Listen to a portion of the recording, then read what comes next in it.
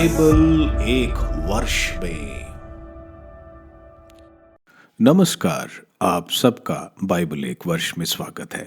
आप सब ने जो कदम उठाया है प्रभु के वचन सुनने के लिए, यह हमारे जीवन के अंधेरों को दूर करेंगे और हमें प्रभु के प्रकाश में चलाएंगे। आज हम राजाओं के दूसरे ग्रंथ का अध्याय 17, 18, पहले इतिहास ग्रंथ का अध्याय 27 और प्रवक्ता ग्रंथ का अध्याय 37 सुनेंगे। प्रभु का वचन सुनने से पहले आइए हम ईश्वर से प्रार्थना करें। हे प्रभु, हम आपका वचन सुनने वाले हैं। हमारे मन की आंखें खोलें और हमें आध्यात्मिक प्रज्ञा दें ताकि हम आपको जान सकें और आपके वचन के अनुसार अपना जीवन जिए। यह हम मांगते हैं आपसे प्रभु यीशु के नाम, आमीन। राजाओं का दूसरा ग्रंथ अध्याय 17। इज़राइल में होशुआ का शासन। यूदा के राजा आहाज के 12वें वर्ष एला का पुत्र होशुआ समरिया में इज़राइल का शासन करने लगा। उसने 9 वर्ष तक शासन किया। उसने वही किया जो प्रभु की दृष्टि में बुरा है, लेकिन उसने वैसा नहीं किया जैसे इज़राइल के पूर्ववर्ती राजाओं ने किया था। असूर के राजा शलमन एसेर ने उस पर आक्रमण किया। होशुआ उसके अधीन हो गया और उसे कर देने लगा। असूर के राजा को मालूम हुआ कि होशुआ राजद्रोह कर रहा है, क्योंकि उसने मिस्र के राजा सो के पास दूत भेजे थे और वह असूर के राजा को अपना वार्षिक कर नहीं चुकाता था। इसलिए असूर के राजा ने उसे पकड़ाकर बंदी गृह में डलवा दिया। समरिया असूर के अधीन। इसके बाद असूर के राजा शमन एसेर ने सारे देश पर आक्रमण किया और समरिया तक पहुंचकर 3 वर्ष तक उसके चारों ओर घेरा डाला। होशुआ के राज्यकाल के 9वें वर्ष असूर के राजा ने समरिया को अपने अधिकार में किया। उसने इजरायलियों को असूर ले जाकर उन्हें हला नामक नगर में, गोजान की नदी हबोर के तट पर और मेदिया के कुछ नगरों में बसाया। इजराइल के पतन का कारण ये इसलिए हुआ कि इजरायलियों ने अपने प्रभु ईश्वर के विरुद्ध पाप किया, जो उन्हें मिस्र के राजा फिरौन के हाथ से छुड़ा कर ले आया था। उन्होंने पराये देवताओं की उपासना की थी और उन लोगों के रीति रिवाजों को अपनाया था जिन्हें प्रभु ने उनके सामने से भगा दिया था। इजरायलियों ने वही किया जो प्रभु की दृष्टि में बुरा है। उन्होंने चौकियों और किलाबंद नगरों में, अपने सब नगरों में ऊंचे पूजा स्थलों में का निर्माण किया। उन्होंने सब पहाड़ियों पर और प्रत्येक छायादार वृक्ष के नीचे पूजा स्तंभ और अशेरा देवी के खूंटे बनवाए। उन्होंने सभी पहाड़ी पूजा स्थानों में उन राष्ट्रों को तरह धूप दिया जिन्हें प्रभु ने उनके सामने से भगाया था। उन्होंने इन कुकर्मों द्वारा प्रभु का क्रोध भड़काया। उन्होंने देव मूर्तियों की पूजा की, यद्यपि प्रभु ने उनसे कहा था तुम यह नहीं करोगे। प्रभु ने अपने नबियों और दुष्टों के मुख से इज़राइल और यूदा को चेतावनी देकर कहा था, अपने कुमार्ग छोड़कर मेरे आदेशों और नियमों का पालन करो जो उस संहिता में लिखे हुए हैं, जिससे मैं तुम्हारे पूर्वजों के लिए निर्धारित किया और नबियों अपने सेवकों द्वारा उन्हें सुनाया था। किंतु वे सुनाना नहीं चाहते थे और अपने उन पूर्वजों की तरह हठी और विद्रोही थे, जिन्होंने अपने प्रभु ईश्वर में विश्वास नहीं किया था। उन्होंने प्रभु की आज्ञाओं, अपने पूर्वजों के लिए निर्धारित विधान और प्रभु की चेतावनी का तिरस्कार किया।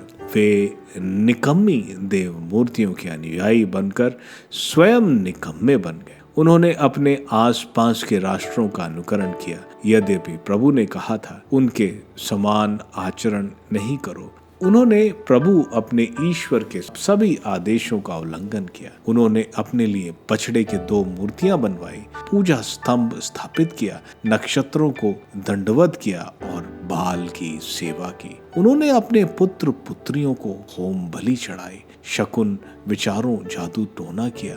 उन्होंने प्रभु को अप्रसन्न किया और विश्वासघाती बनकर वही किया जो प्रभु की दृष्टि में बुरा है। इसलिए प्रभु का क्रोध इज़राइल पर भड़क उठा और उसने इज़राइल को अपने सामने से दूर कर दिया। केवल यूदा का वंश बचा रह गया। लेकिन यूदा वंशियों ने भी प्रभु अपने ईश्वर के आदेशों का पालन नहीं किया। वे इज़राइलियों द्वारा अपनाए हुए रीति रिवाजों का अनुकरण करने लगे। इसलिए प्रभु ने सभी इज़राइलियों का परित्याग किया। उसने उन्हें पतित होने तथा लुटेरों के हाथ लुट जाने दिया और अंत में उन्हें अपनी दृष्टि के सामने से दूर कर दिया। जब प्रभु ने इज़राइल को दाऊद के घराने से अलग कर दिया था तो उन्होंने नाबाट के पुत्र यरोबाम को अपना राजा बनाया था। यरोबाम ने इज़राइल को प्रभु के मार्ग से भटकाया था और उससे घोर पाप करवाए। इज़राइली यरोबाम के सब पापों का अनुकरण करते रहे और उनसे जब तक विमुख नहीं हुए तब तक प्रभु ने उनको अपने सामने से दूर नहीं कर दिया। जैसे उसने उन्हें नबियों अपने सेवकों द्वारा चेतावनी दी थी, इसलिए इज़राइली अपने स्वदेश से दूर असूर में निर्वासित किए गए और आज तक वही है। समरिया जाति का उद्गम। असूर के राजा ने समरिया के नगरों में इज़राइलियों की जगह बाबुल, कूता, अव्वा, हमात और सफराइम से लोगों को ले आकर बसाया। वे लोग समरिया पर अधिकार कर उसके नगर में रहने लगे। वहां आने के बाद वे प्रभु की उपासना नहीं करते थे, इसलिए प्रभु ने उनके पास सिंह भेजे और उन्हें उनमें से अनेक को मार डाला। असूर के राजा को यह समाचार मिला, अपने जिन लोगों को ले जाकर समरिया के नगरों में बसाया है वे उस देश के ईश्वर की उपासना विधि के परिचित नहीं है, इसलिए उसने उनके पास सिंह भेजे हैं जो उन्हें मार रहे हैं, क्योंकि वे लोग उस देश के ईश्वर की उपासना विधि से परिचित नहीं है। इस पर असूर के राजा ने आज्ञा दी, उन याजकों में से एक को वहां वापस ले जाओ जिन्हें तुम वहां से लाए हो। वह वहां रहेंगे और वहीं उन्हें उस देश के ईश्वर की उपासना विधि की शिक्षा देगा। इसलिए उन याजकों में से एक को वहां भेजा गया जो समरिया से ले आए गए थे। वह बेतल में रहने लगा और उसने लोगों को वही सिखाया जो प्रभु की उपासना कैसे करनी चाहिए। फिर भी प्रत्येक जाति ने अपने अपने देवताओं की मूर्तियां बनाई और उनको उन पहाड़ी पूजा स्थानों में प्रतिष्ठित किया जिन्हें समरिया के लोगों ने बनवाया था। बाबुल में आए लोगों ने सुकोत, बनोट, क्रुता से आए लोगों ने नेरगल, हमात के लोगों ने अशीमा, अव्वा वालों में नेहाज, अव्वा वालों ने निबहज और तरताट को प्रतिष्ठित किया। सफरवाइम से आए लोगों ने सफरवाइम के देवता अदमेलेक और अनमेलेक को अपने बच्चों को होम बलि चढ़ाई। वो प्रभु की उपासना करते थे, किंतु वे अपने लोगों में से ही पुजारियों को नियुक्त करते थे जो पहाड़ी पूजा स्थान पे उनकी ओर से देव मूर्तियों की पूजा कर सके। इस प्रकार वे प्रभु की भी उपासना करते थे और उन राष्ट्रों के रीति रिवाजों के अनुसार जिनमें से वे ले आए गए थे अपने अपने देवताओं को भी पूजा करते थे। आज तक वे उन्हीं पुराने रीति रिवाजों के अनुसार चलते आ रहे हैं। वे ना तो प्रभु पर श्रद्धा रखते हैं और ना उन आदेशों, विधि निर्देशों, नियमों और आज्ञाओं का पालन करते जिन्हें प्रभु ने उस याकूब के पुत्रों को दिया था जिसका नाम उसने इज़राइल रखा था। प्रभु ने उसके लिए एक विधान निर्धारित किया था और उन्हें यह आज्ञा दी थी कि तुम अन्य देवताओं को सिर नहीं झुकाओगे, उनकी पूजा नहीं करोगे और ना उन्हें बलिदान चढ़ाओगे। तुम प्रभु पर श्रद्धा रखोगे तो अपने सामर्थ्य तथा बाहुबल द्वारा तुम लोगों को मिस्र से निकाल लाए।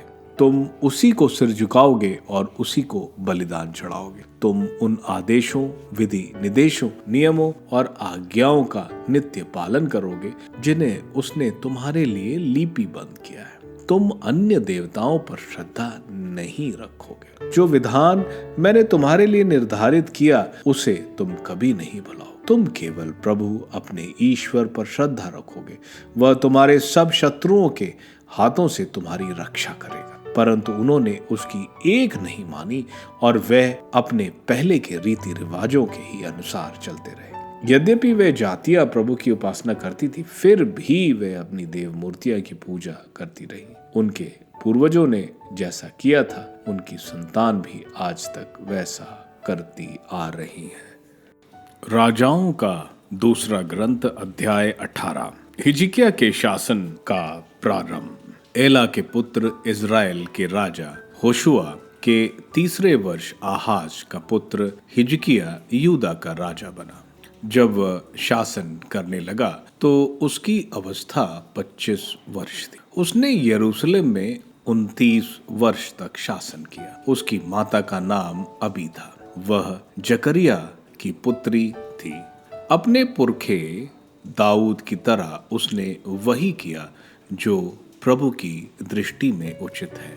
उसने पहाड़ी पूजा स्थान हटा दिए, पूजा स्तंभों को तोड़ा, अशेरा देवी के खूंटे काट डाले और मूसा द्वारा बनवाया हुआ कांसे का सांप टुकड़े टुकड़े कर डाला, क्योंकि इजरायली उस समय तक उसके सामने धूप देते आ रहे थे। लोग उसे नहुश्तान कहते थे।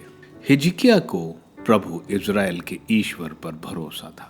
यूदा के सारे राजाओं में कोई दूसरा उसके जैसा नहीं हुआ, न कभी पहले और न कभी बाद में। वह प्रभु से संयुक्त रहा और कभी उससे विमुख नहीं हो गया। वह मूसा को दी हुई प्रभु की आज्ञाओं का पालन करता था। प्रभु उसके साथ रहा। वह अपने सब कामों में सफल हुआ।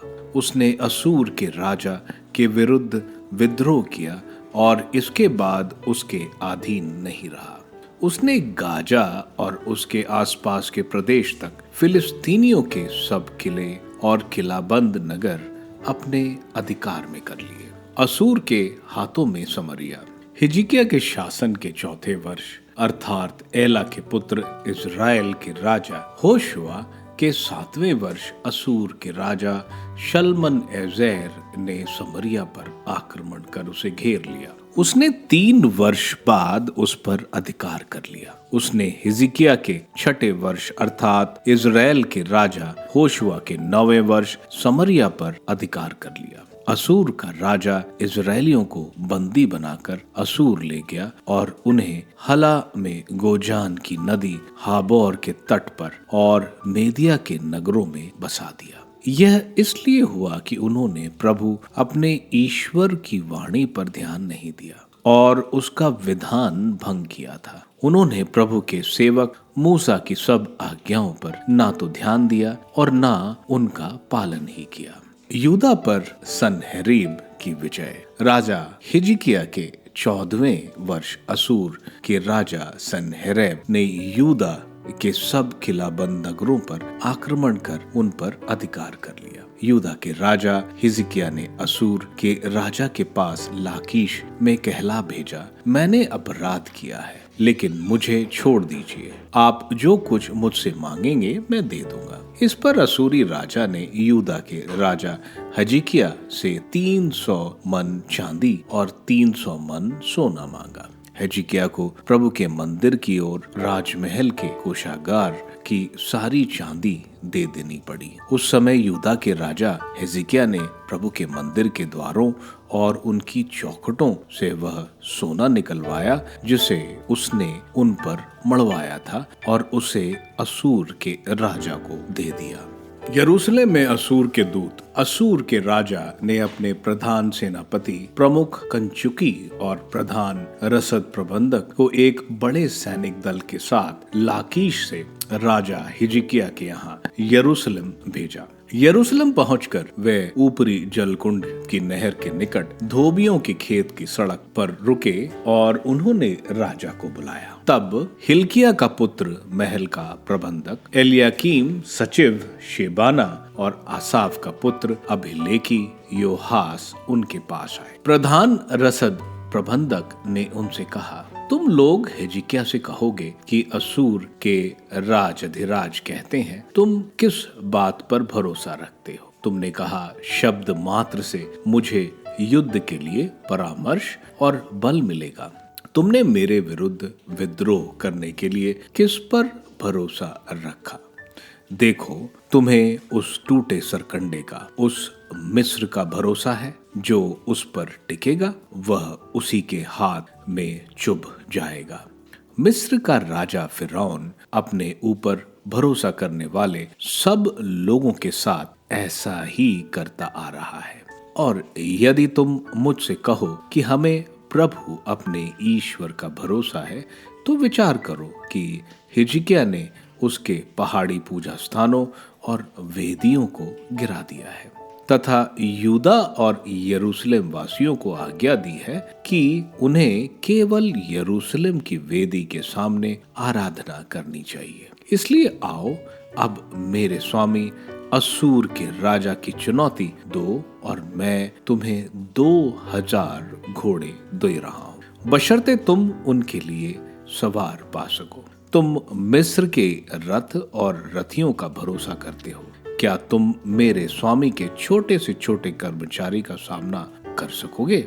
इसके अतिरिक्त क्या मैं प्रभु की आज्ञा के बिना यह स्थान उजाड़ने आया हूँ? प्रभु ने स्वयं ही मुझसे कहा था कि इस देश को उजाड़ने के लिए इस पर आक्रमण करो। हिलिकिय्याह के पुत्र एलियाकीम, शेबाना और योआश ने प्रधान रसद प्रबंधक से कहा, कृपया अपने दासों से अरामी भाषा में बोलिए, उसे हम भी समझाते हैं। इन लोगों के सामने जो दीवार पर बैठे हैं, हमसे यहूदी भाषा में बातचीत मत कीजिए। प्रधान रसद प्रबंधक ने उन्हें उत्तर दिया, क्या मेरे स्वामी ने मुझे तुम्हारे स्वामी और तुमसे ही बातचीत करने के लिए भेजा है? नहीं, मुझे तो उन आदमियों से भी बातचीत करने के लिए भेजा गया है जो दीवार पर बैठे हैं और जिन्हें तुम्हारी तरह ही अपना मल मूत्र खाना पीना पड़ेगा। इसके बाद प्रधान रसद प्रबंधक ने आगे बढ़कर उच्च स्वर से यहूदी भाषा में कहा, असूर के राजाधिराज की बात सुनो। राजा का कथन है कि तुम हिजकिय्याह के धोखे में ना फंसना, क्योंकि वह तुम्हें मेरे हाथ से नहीं बचा सकेगा। हिजकिय्याह यह कहते हुए तुम्हें प्रभु का झूठा भरोसा ना दिला पाए कि प्रभु हमारी रक्षा अवश्य करेगा और वह नगर असूर के राजा के हाथों नहीं पड़ेगा। हिजकिय्याह की बात पर ध्यान ना देना। असूर का राजा तुम्हारे सामने यह प्रस्ताव रखता है कि मेरे साथ संधि कर लो, मेरे पक्ष में आ जाओ, तब तुम में प्रत्येक अपनी दाखलता और अपने अंजीर वृक्ष का फल खा सकेगा और अपने कुएं से पानी पी सकेगा। मैं बाद में आऊंगा और तुम्हें ऐसे देश ले जाऊंगा जो तुम्हारे ही देश की तरह है, एक ऐसे देश जो अन्न और अंगूरी से भरा है, एक ऐसे देश जो खादानों और दाखबारियों से भरा है, एक ऐसे देश जो तेल और मधु से भरा है। तब तुम भूखे नहीं मरोगे बल्कि जीवित रहोगे। इसलिए हिजकिय्याह पर ध्यान नहीं देना, क्योंकि वह तुम्हें धोखा देते हुए कहता है कि प्रभु हमारा ईश्वर हमारी रक्षा करेगा। क्या राष्ट्रों के देवता असूर के राजा से अपना देश बचा सके? हमात और अपार्द के देवता कहाँ हैं? सफरफाइम, हेना और ईवा के देवता कहाँ हैं? क्या वे मेरे हाथ से समरिया की रक्षा कर पाए? जब उन देशों के सभी देवताओं में से कोई भी मेरे हाथ से अपने देश की रक्षा नहीं कर पाया, तो क्या प्रभु मेरे हाथ से यरूशलेम की रक्षा कर पाएगा? लोग चुप रहे और उन्होंने उसे कोई उत्तर नहीं दिया, क्योंकि राजा की आज्ञा थी कि तुम उसे उत्तर नहीं दोगे। इसके बाद हिलिकिय्याह का पुत्र, महल का प्रबंधक एलियाकीम, सचिव शेबाना और आफाज का पुत्र अभिलेखी योहास फाड़े हुए वस्त्र पहने हिजकिय्याह के पास गए और उसे प्रधान रसद प्रबंधक की बातें सुनाई। पहला इतिहास ग्रंथ अध्याय 27। दाऊद के विभिन्न पदाधिकारी। ये उन इजरायलियों की सूची है जो घरानों के मुखिया, सहस्त्रपति और शतपति थे। जो वर्ष में 1 महीने तक अपने अपने पदाधिकारियों के साथ अपने अपने विभागों का संचालन करते हुए राजा की सेवा करते थे। प्रत्येक विभाग में 24,000 व्यक्ति थे। पहले महीने के पहले विभाग का अध्यक्ष जबियल का पुत्र यशोबाम था। उसके विभाग में 24,000 व्यक्ति थे। वो पेरेस का वंशज था और पहले महीने में सब सेनाध्यक्षों का प्रधान था। दूसरे महीने के विभाग का अध्यक्ष अहोई दोहे था। उसके विभाग में 24,000 व्यक्ति थे। इस विभाग में शासक मिकलौत निरीक्षक था। तीसरे महीने में तीसरे विभाग का अध्यक्ष याजक यहोयादा का पुत्र बनाया था। उसके विभाग में 24,000 व्यक्ति थे। यह वही बनाया है जो 30 प्रमुख वीरों में एक था। वह उनका अध्यक्ष था। उसके विभाग में उसका पुत्र अमीनाजादाब सम्मिलित था। चौथे महीने का चौथा अध्यक्ष योआब का भाई असाएल था। उसके बाद उसका पुत्र जगजा अध्यक्ष हुआ। उसके विभागों में 24,000 व्यक्ति थे। पांचवें महीने का पांचवा अध्यक्ष यजाई शमूहूत था। उसके विभाग में 24,000 व्यक्ति थे। छठे महीने का छठा अध्यक्ष तको अमासी इकेश का पुत्र ईरा था। उसके विभाग में 24,000 व्यक्ति थे। सातवें महीने का सातवां अध्यक्ष एफ्रेम वालों का पलोनी हेलेज था। उसके विभाग में 24,000 व्यक्ति थे। आठवें महीने का आठवां अध्यक्ष जेरिया का हुशाती सिकह था। उसके विभाग में 24,000 व्यक्ति थे। नौवें महीने का नौवां अध्यक्ष बेन्यामीन वंशी अनातोती एबेनेजर था। उसके विभाग में 24,000 व्यक्ति थे। 10वें महीने का 10वां अध्यक्ष जेरहवंशी नोटफा वासी महरे था। उसके विभाग में 24,000 व्यक्ति थे। 11वें महीने का 11वां अध्यक्ष एफ्रम वंशी पीर आतेमुनासी बनाया गया। उसके विभाग में 24,000 व्यक्ति थे। 12वें महीने का 12वां अध्यक्ष ओतनियल वंशी नटोफाटी हेल दह था। उसके विभाग में 24,000 व्यक्ति थे। इजरायली वंशों में जिक्री का पुत्र एलिएजर रूबन का अध्यक्ष था। माका का पुत्र शफ्टाया सिमोन का, कमीएल का पुत्र हशवाया लेवी का, सिदोक हारून का, एलियू जो दाऊद के भाइयों में एक था, यूदा का मिकाएल का पुत्र उमरी इसकार का, उबेदा का पुत्र यिशमाया जुबलोन का, एजिएल का पुत्र यरीमोत नफ्ताली का, अजाया का पुत्र होशा एफ्रिम का, पदाया का पुत्र योएल मनासे के आधे वंश का, जकरिया का पुत्र यीदो गिलआद वासी मनासे के आधे वंश का, अबनेर का पुत्र यसीएल बेन्यामीन का, योहराम का पुत्र अजेल दान का। इजरायली वंशों के अध्यक्ष ये थे।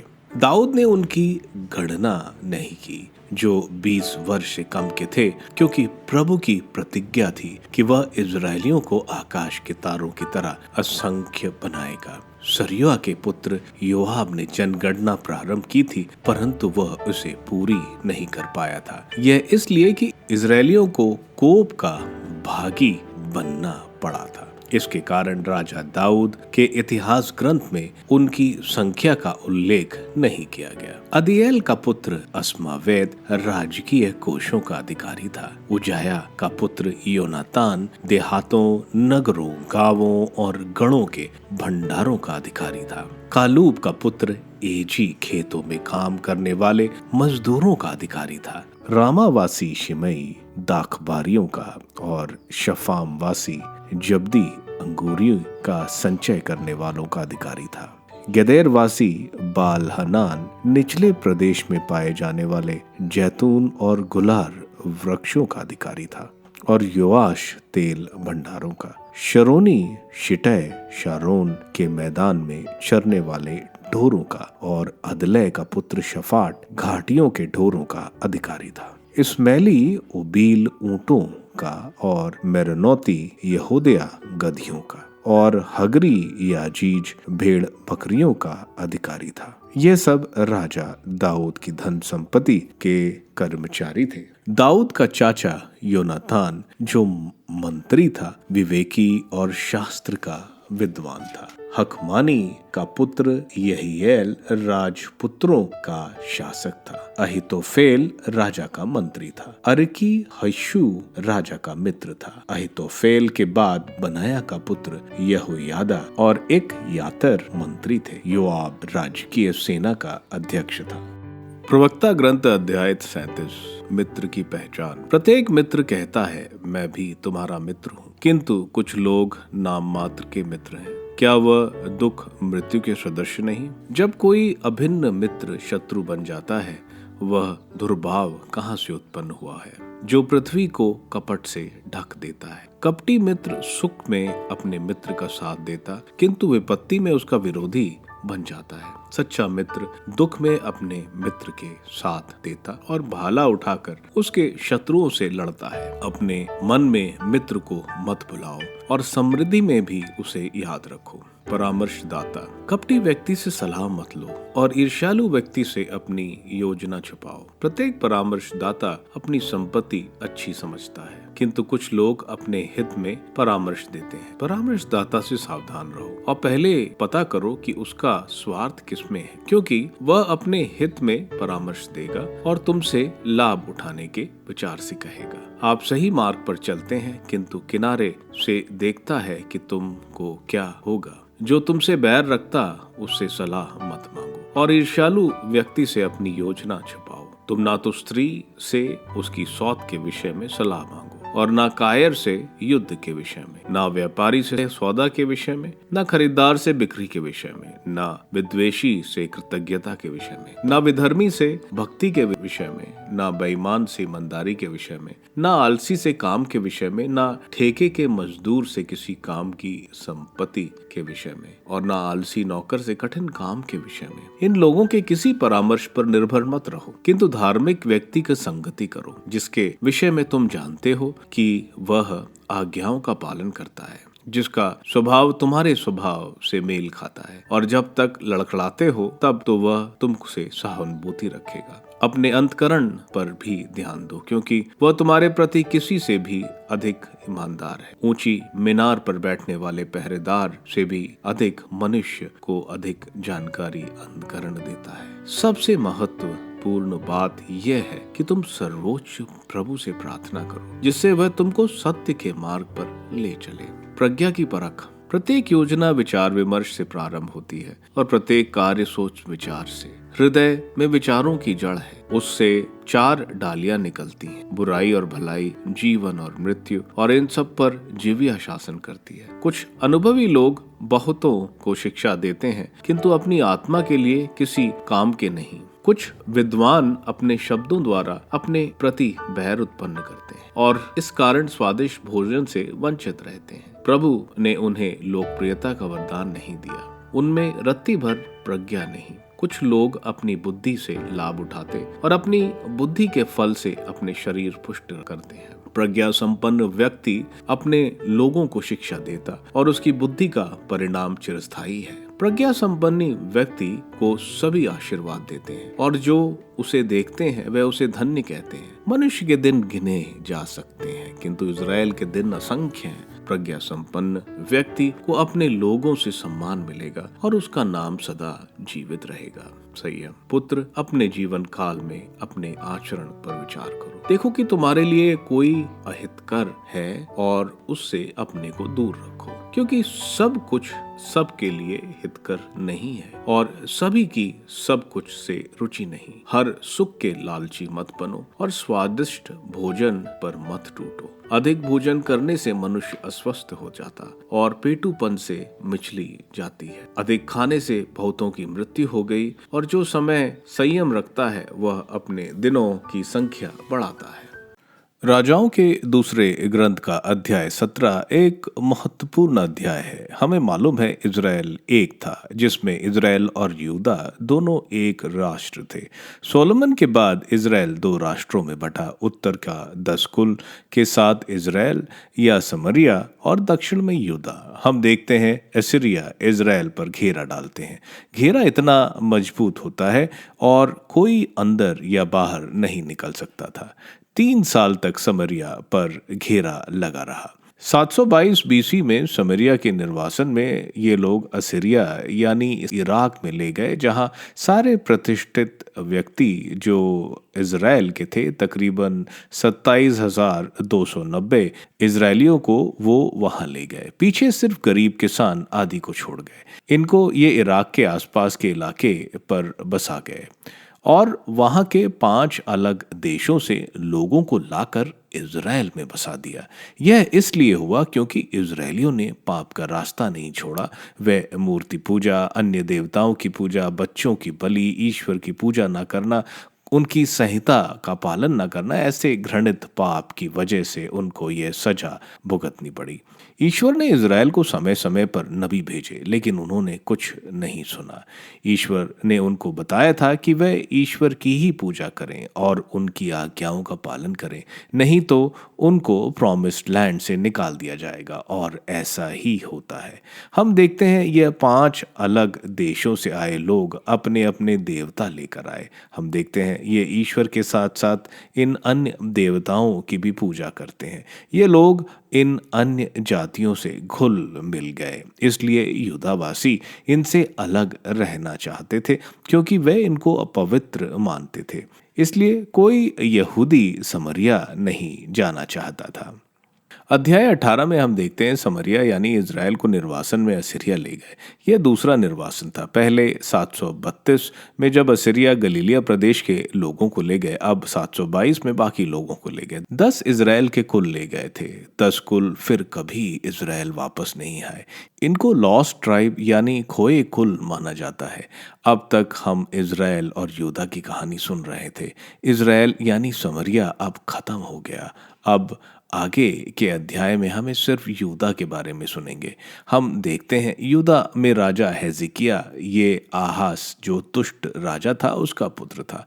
हेजिकिया बहुत ही अच्छा और धार्मिक राजा था। पहले महीने में ही उसने मंदिर का शुद्धिकरण कराया, सारे त्योहार लोगों में मनाए और अन्य देवताओं और ऊंचे जगह जो पूजा स्थल थे उनको तोड़ दिया। हेजिकिया को दाऊद के बाद का एक अच्छा राजा माना जाता है। हेजिकिया ने यहूदा को बहुत संगठित किया। गेहोन स्प्रिंग जो यरूशलेम का मुख्य पानी का जरिया था, उसको पत्थर में बोर बनाकर पानी शहर की एक बड़ी तालाब में लेके आए ताकि पानी लेने उनको शहर से बाहर ना जाना पड़ता हो। हेजिकिया का रुझान मिस्र की तरफ था, इसलिए असीरिया ने यहूदा पर आक्रमण किया और 42 शहर कब्जे में कर लिए। आगे हम देखते हैं असीरिया के राजा के दरबारी हेजिकिया को समर्पण करने को कह रहे थे और वे उसको बोलते हैं कि इज़राइल का ईश्वर उनको बचा नहीं पाएगा। हम देखते हैं यहूदावासी कुछ नहीं बोलते हैं, जैसे हेजिकिया ने उनको बताया था। पहले इतिहास ग्रंथ के अध्याय 27 में हम देखते हैं राजा दाऊद की सेना और दरबार का संगठन। हमें सेना का डिवीजन, उनकी जिम्मेवारियां, राज्य के दरबारी मुख्य अधिकारी जो दाऊद का राज्य चलाने में मदद करते हैं, उनके बारे में बताया जा रहा है। प्रवक्ता ग्रंथ के अध्याय 37 में हम देखते हैं बेनसिरा हमें दोस्त किस तरह चुनने चाहिए और दोस्ती के बारे में बता रहे हैं। दूसरा कार्य करने से पहले उसके ऊपर सोच विचार जरूरी है। खाने पर ध्यान रखने की बात भी बताई जा रही है। आप सबको धन्यवाद ईश्वर के वचन सुनने के लिए। मैं आपसे विनती करता हूं कि आप बाइबल एक वर्ष में को दूसरों के साथ शेयर करें, क्योंकि प्रभु का वचन स्वयं प्रभु यीशु है। प्रभु को दूसरों को देने वालों को प्रभु की आशीष जरूर मिलेगी। मैं आप सबका बड़ी बेसब्री से कल इंतजार करूंगा। धन्यवाद।